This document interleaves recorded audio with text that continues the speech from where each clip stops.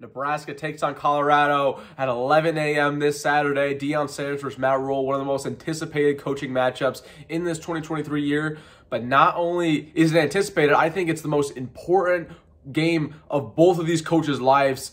And let's just get into it. But before we do, hit the subscribe button. Really helps me out. Hit the like on the video. But yeah, let's just get into it right away. So it's the old school matchup versus new school matchup. You have Matt Rhule on one hand, who inherits Nebraska after rebuilding Temple, rebuilding Baylor.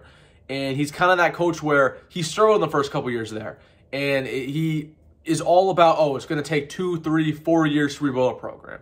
And we got to do things the right way. And we got to be classy about it. And we're going to do this, we're going to do that. And we're going to have an old school offense that runs it down your throat. So you have Matt Rhule on the other hand. And then you have the new school head coach, Deion Sanders. Everything's hip. Everything's cool. Everything's recorded. He's going to get 1 million transfers. He's going to try to rebuild it in year one. He's going to run a West Coast style offense. He's going to do things differently. And on one hand, you have a coach who just went 0-1 and lost to an average Minnesota team and put up 10 points. On the other hand, you have a team that went into TCU, who played in the national championship game last year, and put up 50 points and won that football game. So, yeah, it's a big game. I'd say even bigger for Matt Rhule. And that's just to put, confidence. Nebraska fans need confidence in him right now because they're looking at him, and he did the exact same mistake Scott Frost did. He lost the game from the inside out coaching-wise. Minnesota was not more talented than Nebraska was on Thursday. You either win or lose games because of one, coaching, whether that's in-game coaching or just disciplinary reasons, or you win or lose games because of talent. Nebraska did not lose that game because they were deficient in talent. They lost that game because they had multiple opportunities to win it, and the coaching staff didn't pull through, and they weren't disciplined enough. They had a bunch of turnovers. They had a bunch of penalties when they couldn't afford penalties. They couldn't end defensive drives when they needed to, and Minnesota walked down the field at will at the end of the game. So, yeah, that fell on coaching. And Nebraska fans are kind of like, okay, we saw the exact same thing under Scott Frost. What's changed? We need hope in our coach. And then they watch Deion Sanders 2 days later inherit a 1-11 Colorado program. They see him with a bunch of new players. Every single player on that team is new. They were not there last year. And they walk into Fort Worth and they take over. And Nebraska fans can't believe it. And they're losing their crap. And they're like, what if we had Deion? Because I can assure you this. If Nebraska had Deion and they had Shedeur Sanders at quarterback and they had Travis Hunter, do you really think Nebraska put up 10 points against Minnesota the way Minnesota was playing? Absolutely not. They would have put up 40. And we would have won that ball game. But that's not here nor there. So this is an important game for Matt Rhule to kind of say, hey, I'm the real guy, right? We believe as Nebraska fans that Matt Rhule is a better head coach than Deion Sanders, especially in-game. We believe that. At least we'd like to believe that. And we like to believe that Matt Rhule has a more disciplined program. We like to believe that Matt Rhule has better adjustments at halftime and makes them when he's needed, and better coaching adjustments, and can do that and has a better game plan. We like to believe that, because if he doesn't have that and we learn that Deion Sanders does those things better, Matt Rhule provides you nothing, literally nothing that's better than Deion Sanders. So we need to see that. And that's what wins you ball games, is adjustments, is game plan, all that. And if we go in there and we're just out-schemed and we lose the game in the second half due to adjustments, like we did against Minnesota, or we lose the game because we just give it away at the end due to not being disciplined and turnovers, then this fan base is going to flip out. As they should. As they should. Because both programs were at scratch last year, right? They both were terrible. We were 4-8 last year. Colorado was the worst Power 5 team last year at 1-11. Okay, I'd say Northwest. They were the second worst. They were horrendous last year. And you have a tale of two coaches where Matt Rhule walks in Nebraska at 4-8 and says, okay, we're going to take this slow. We're going to do things the right way. And we're not going to get too many transfers. We're still going to have a lot of holes on the team, whether that's O-line, whether that's wide receiver, whether that's D-line. We're still going to have holes on the team. We're going to fix this through recruiting. We're going to fix this over time. And Deion Sanders on the other hand said, okay, there's a bunch of holes on this team. I don't care. I'm going to fill every single one of those holes through the transfer portal. And we're going to see what happens. And right now, it looks like it's working. They have a great quarterback in Shedeur Sanders. Their running back room is very deep. Their wide receiver room is one of the deepest in the country. Their O-line played awesome. Awesome against TCU. Their D-line, same deal. Their secondary has a couple 5-stars in there. I mean, this is a really good team, and it all happened because of the transfer portal. And it's frustrating because Nebraska fans are looking at it like, why can't we have that? Why can't Matt Rhule do that? So it's important for Matt Rhule just to get everybody rejuvenated after losing in Minnesota and everybody lost their juice. And if you go in there, because people care about this game a lot.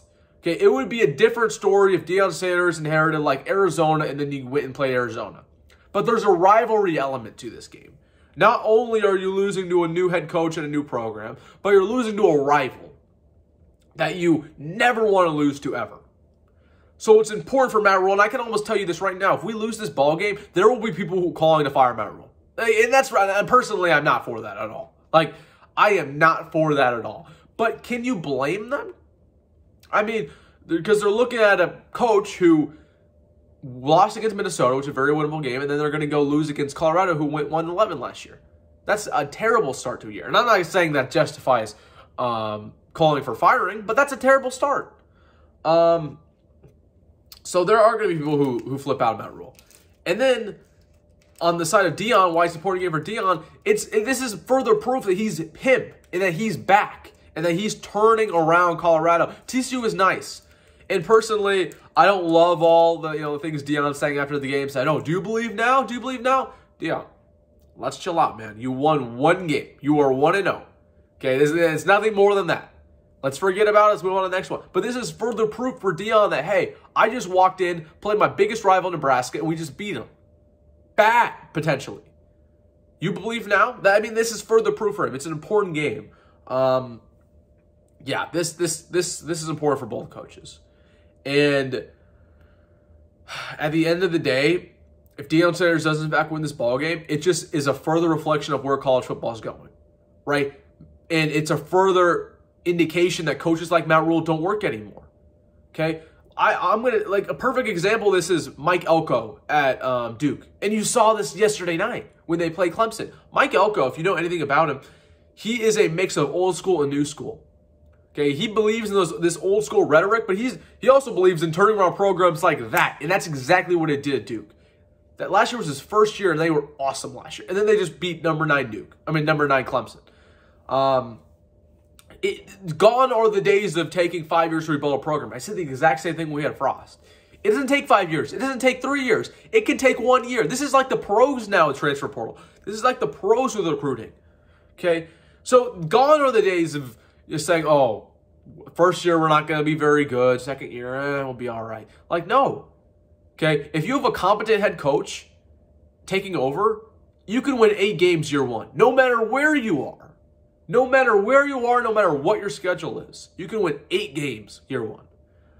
So that's why I'm not going to really sit here and defend Matt Rhule when he says it's going to take 5 years, because that's just not the way college football works, and everybody knows it. On the other side of things, if Matt Rhule wins this football game, it tells you that coaches like him still can do what they need to do. And it shows you that he is the right guy for the job. Right? One of the reasons we got him is that we believe he's the anti-Frost. We believe that he's going to make the right decisions in game. We believe that he's going to have a great game plan. He's going to out-coach and out-scheme everybody he plays. We didn't see that week one, right? PJ Fleck had a better game plan than us, and he waited until we made a mistake, and he pounced on it, okay? So PJ Fleck out-coached Matt Rhule game one. That's okay, though, right? PJ Fleck's a heck of a head coach. Okay, we have there's two head coaches, matching off, right? We don't believe Deion Sanders is that way. And Matt Rhule has said that countless times. He says, I don't believe, Deion Sanders is a great in-game coach. And we're going to see who really is. Right? Matt Rhule has all the experience in the world. He's been at Temple. He's been at Baylor. He's been in the league. And if he goes into Boulder and gets out-coached and gets out-schemed against Deion Sanders, who he's been talking crap about, that's a terrible look. That's a terrible look, and it tells you exactly the way college football is going. So it's important, man. It's important. He says that Nebraska needs to get their respect back. That was the whole narrative all offseason. This is how you do it, This is exactly how you do it. But I'm going to tell you this right now. It's a double-edged sword. Okay? You either win this game against a ranked Colorado, and everyone's okay, like, okay, Matt Rhule is respectable, Nebraska might be back. Or not, okay, I don't want to say that, but Nebraska is respectable. And they're a team that we should at least, look into before playing. We're not going to count that as an easy dub. Okay? On the other side of things, if you lose that game, you will be one of the most trashed and hated, just made fun of programs, even more so. Everyone's going to look at you and say, ha, ha, ha, look at what you did, Nebraska. You could hire Deion Sanders. Imagine Nebraska's brand plus Deion Sanders. I mean, sheesh, I don't even want to think about it, man. I don't even want to think about it because it's not happening. It's not real. And Nebraska would never do it. We knew that at the time. We're too prideful to hire a coach like Deion.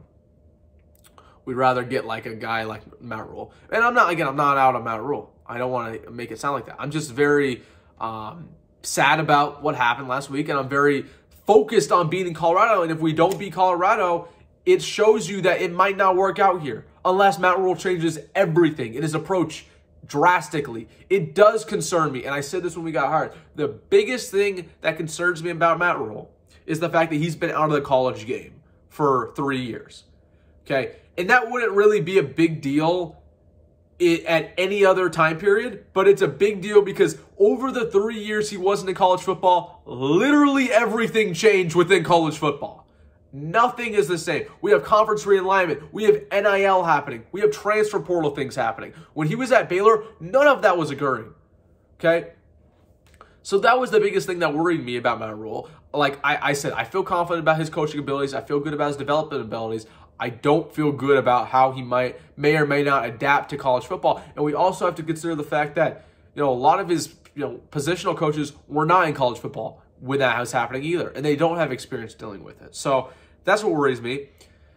And it tells you even more about the way we're approaching this rebuild is that it's going to take time.